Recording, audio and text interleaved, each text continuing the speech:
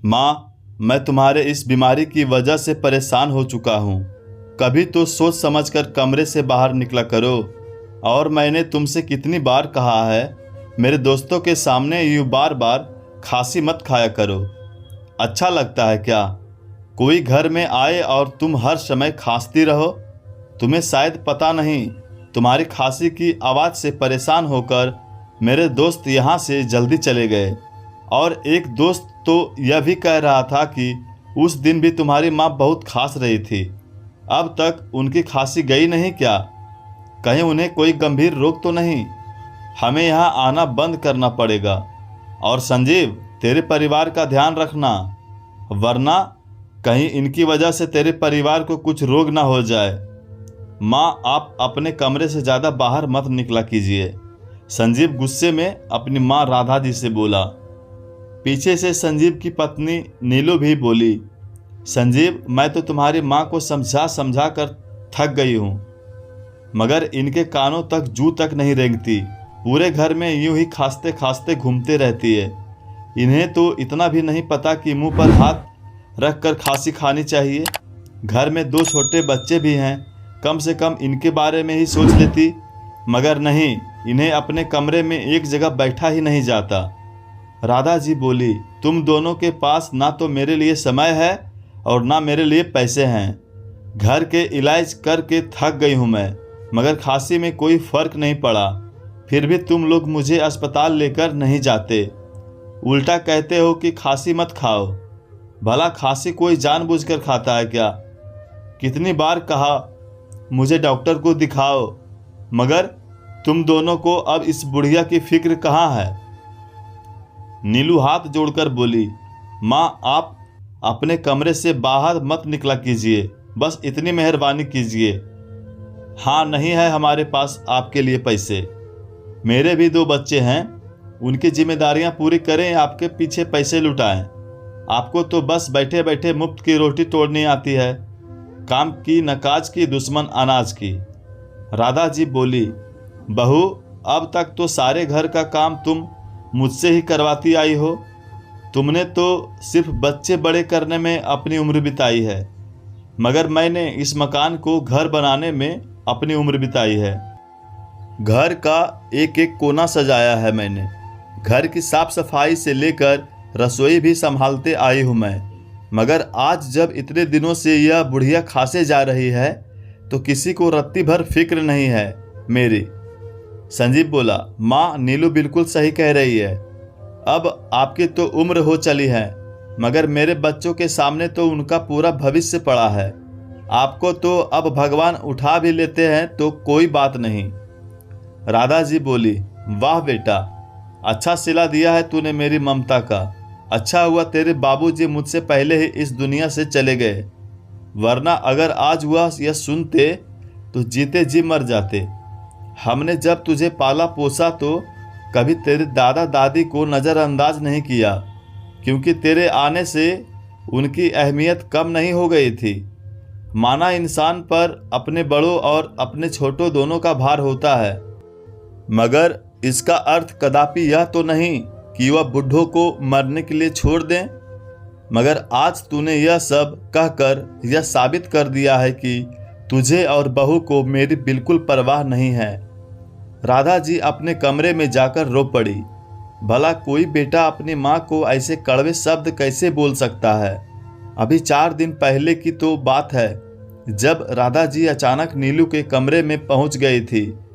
तब अचानक राधा जी को देख नीलू के हाथों से हड़बड़ाहट में सोने की चैन का डब्बा गिर गया, जिस पर लिखा था, हैप्पी बर्थडे नीलू, यह गिफ्ट तुम्हारे प्यारे पति की तरफ से।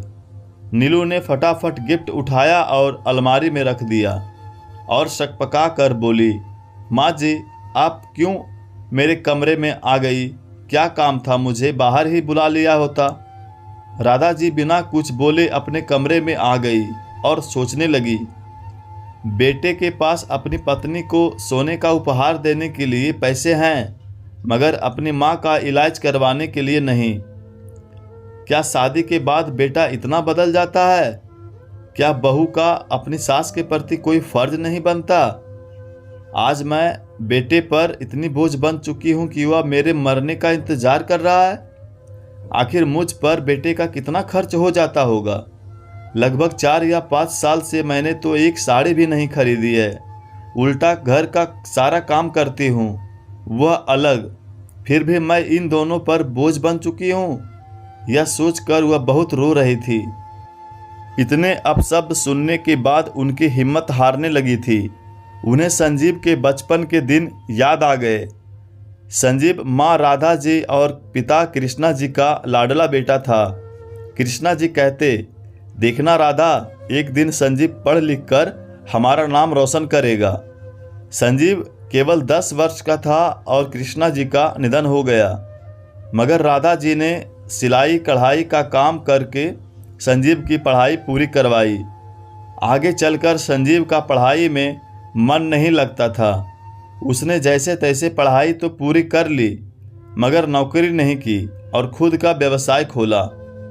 राधा जी ने संजीव की शादी करवा दी। शुरुआती दिनों में तो सब सही चल रहा था, मगर धीरे धीरे बहू नीलो ने अपने असली रंग दिखाने शुरू कर दिए। 2 बच्चों के जन्म के बाद उसने घर के काम तो दूर, काम छूना तक छोड़ दिया। घर के सारे काम की जिम्मेदारी उसने राधा जी के कंधों पर डाल दी। राधा जी के कुछ भी कहने पर नीलू बात का बतंगड़ बना देती और संजीव के कान भर देती। धीरे धीरे संजीव भी नीलू के रंग में रंगने लगा और राधा जी को जो मुंह में आता वह बकने लगा। राधा जी तो बहुत पहले से ही अकेली हो चुकी थी, मगर आज इतने कड़वे शब्द उनसे सहन नहीं हो रहे थे। उनका रो रो कर बुरा हाल हो रहा था कि पास रहने वाली उनकी सहेली सुमित्रा घर आई।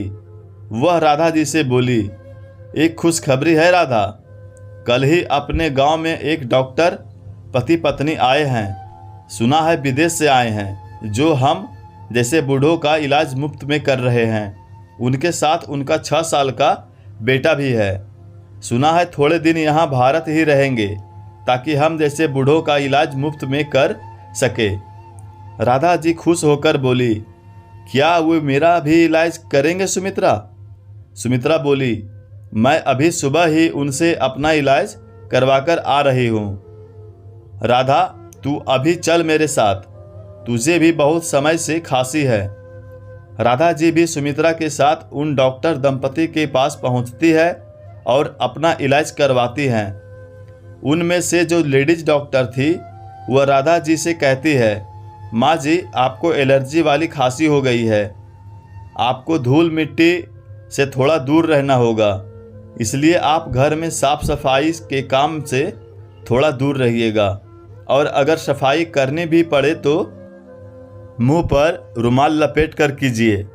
राधा जी कहती हैं, मेम साहब, मैं धूल मिट्टी से कैसे दूर रह सकती हूँ?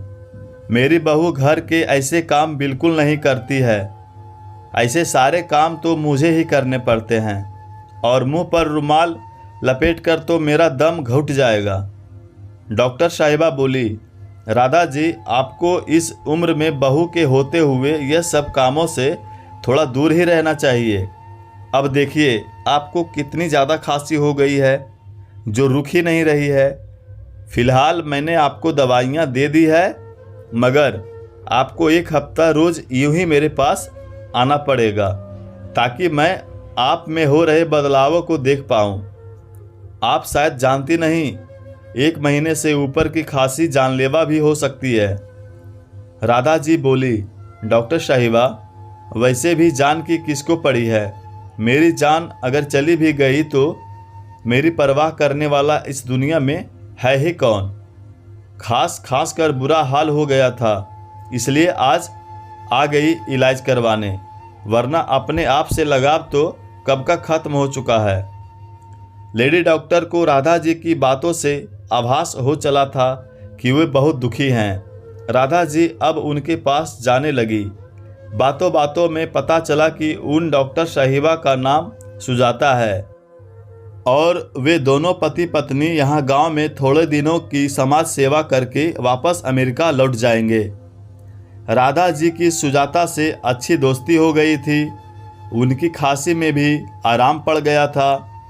सुजाता प्यार से राधा जी को नाम से ही संबोधित करती।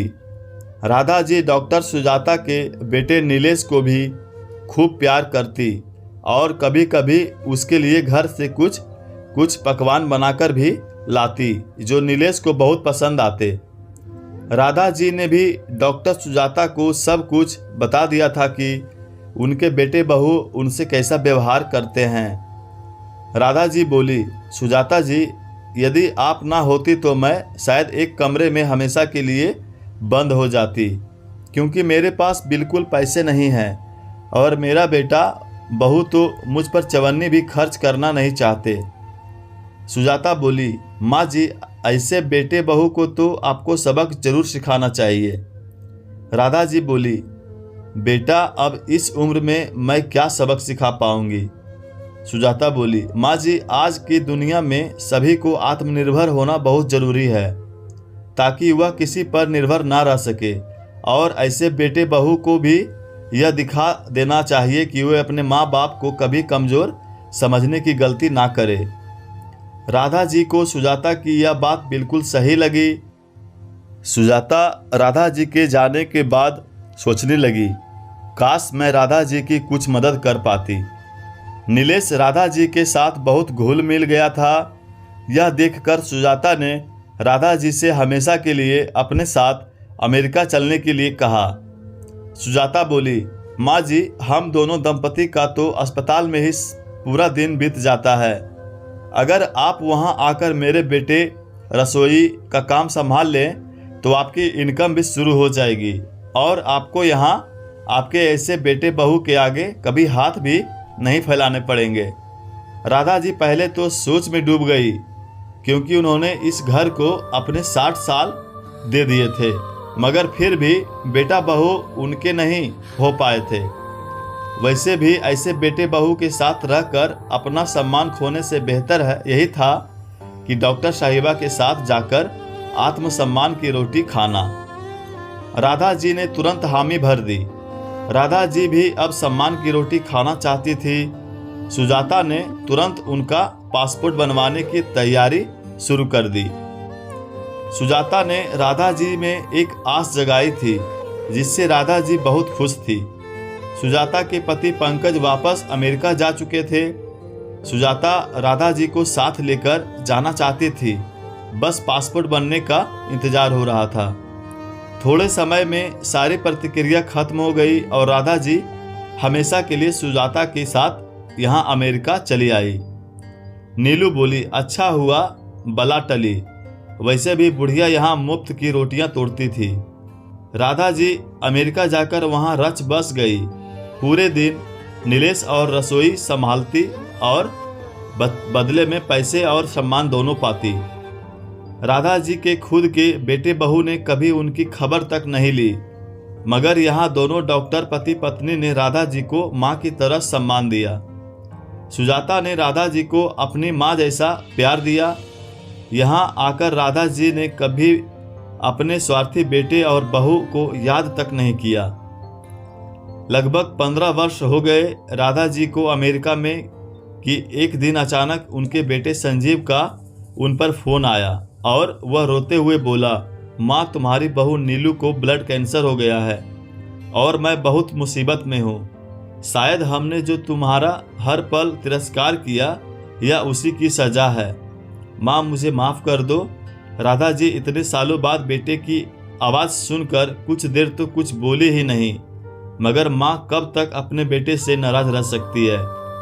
वे बोली, मेरे बचाए पैसों में से कुछ पैसे मैं तुझे भिजवा दूंगी ताकि तू नीलू का अच्छे से इलाज करवा पाए। संजीव बोला, माँ, बहुत मेहरबानी होगी आपकी। राधा जी फोन रखकर सोचने लगी, इतने सालों बाद बेटे का फोन आया, वह भी ज़रूरत के लिए।